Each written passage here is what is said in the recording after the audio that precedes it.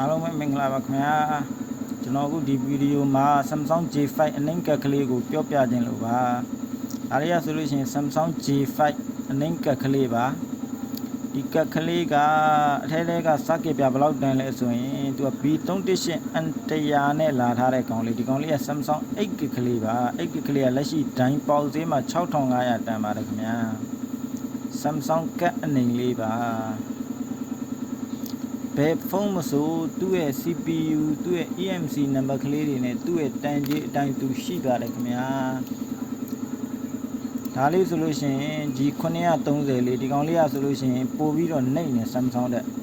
ဒီကောင်လေးရဆိုလို့ရှိရင်82အကြကတ်လို့ခေါ်တယ်ဒီကောင်လေးရဆိုလို့ရှိရင်လက်ရှိဒိုင်းပေါက်ဈေးရဆိုလို့ရှိရင်3000ပေါက်ပါတယ်ခင်ဗျာဘယ်ကတ်မဆိုသူ့ရဲ့ IC နံပါတ်နဲ့